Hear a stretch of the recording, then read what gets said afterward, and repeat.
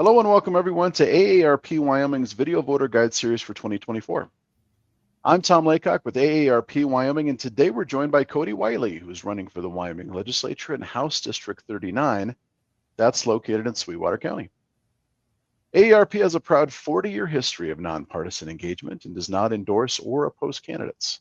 Nor does AARP make political contributions to political campaigns or candidates at any level.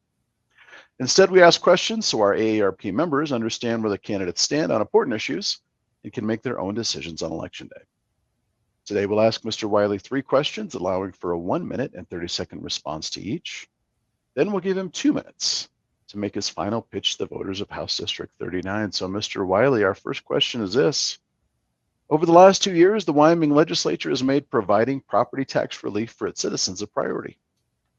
In your view, what is the most effective way to provide relief while balancing revenue needs for our schools, counties, and other entities that rely on property tax to maintain sustainable funding? Hi.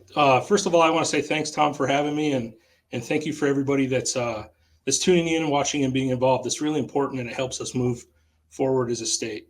So, touching base on this, my first term, we have worked on a lot of property tax relief, and there's a difference between relief and reform. We've got a handful of bills that folks can reach out to their local courthouses and their treasurers and apply for relief there. Now, moving forward, there's going to be a constitutional amendment. I hope everybody can get behind that and support it, because what it will do is separate residential property tax from industrial.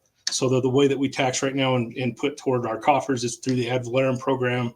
It's going to actually help us do true reform and not just these Band-Aids and these property tax relief measures that we've taken to this point. Another thing I want to caution folks on is we have to make informed and important decisions. I am fully against the 50% ballot initiative to limit property tax statewide. That's going to bankrupt a lot of our smaller counties, and they would have to go to the general fund to ask to be backfilled to do that. I think that could be a mistake by the legislature, that we don't need to go down that road, because it's our decision to make good decisions now, today, so we're okay for the next 20 and 30 years. And I think that's a good place to leave. Our second question for today.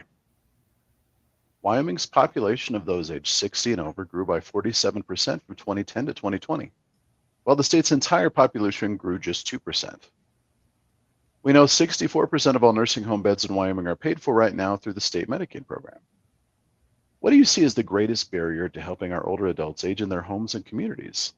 And what solutions would you provide? Thanks, Tom. Another great question, and another big problem that we have to find issues to solve. The great thing is Wyoming's, we're a very diverse and resilient people, and I think that we can find an avenue to help gap this moving on into the future. A thing that we need to do is to allow for the industry to keep up. So keeping a healthy program with the University of Wyoming and all the outreach schools that we have. So we have medical staff that are in these communities across the state, statewide. Another thing is telecommunications. So we can do telehealth that will help people stay in their homes. The folks that are aging now are the folks that have helped the state become what it is today. They've helped bolster the different industries and stuff that we have, and they've put in the work. So we don't want to leave those folks behind, and we have to find avenues to be able to support them as they age, because we want them to stay in the state, and we want our families to stay in the state. You want to be able to visit grandma and grandpa when we want to. So these are all good things, and that's how we can do that. A thing that I've worked on in the past that could help, thinking outside of the box, is to offer a statewide retirement fund. Now, this is not Social Security, but it would allow people to buy into a retirement fund, and that could help relieve some of these costs of people staying in the homes later on. Our third and final question today.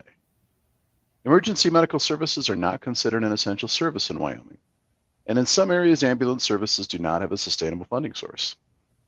Over the last 10 years, Wyoming has seen 16 EMS providers in the state fold or consolidate with another service. What solutions would you offer for ensuring access to ambulance services? Yeah, Tom. I do believe that EMS is an essential service. Anything that we can do to keep our mothers or our fathers or our grandmothers and grandfathers here for another Christmas, that's essential. It's been a big problem throughout my district and with my constituents when I ran for my first term a couple of years ago. I got behind a bill that allows EMS districts, and what that does is it lets the counties and the commission take it to a ballot to see if people want another mill levy to fund their EMS districts. Is that a silver bullet? No, but it is a good tool in a toolbox to help counties choose and pick. Now, it is an important part of it to keep that local control in place and let our local representatives throughout the counties and our different communities make these decisions, so the folks are directly or as directly responsible for the choices that they make for these services. But that is one of the avenues we can. I think you just said a combination of services could be part of the solution. All this together is what we need to do to look at going forward as a state, because as everybody knows, Wyoming is a small town with long streets. So because we're so big geographically, we really need to think about how we can fund these things and keep everybody able to get a ride to the hospital when they need to.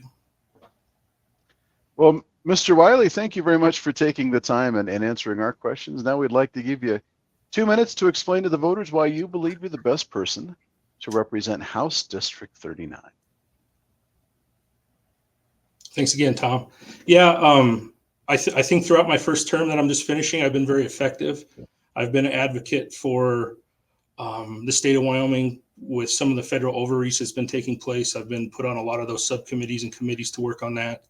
I fight tirelessly for our legacy industries: oil, gas, coal. I think they all have a place. I've also fought hard to keep our utility rates low, especially with Rocky Mount Power. All the above have been essential for me. I have a background in a small family business, and we've been around since the 1960s. I know what it's like to make decisions that impact people's lives and make sure that we can keep food on people's tables and allow folks to have a good life. This has been one of the great honors of my life. I hope to continue my service, and I would ask for everybody's vote coming up in the primary in August. Thank you. Well, thank you, Mr. Wylie, for your time, and thank you to our viewers. And we encourage you to keep checking Cowboy State Daily and AARP Wyoming's Facebook page for more video voter guides in the days to come.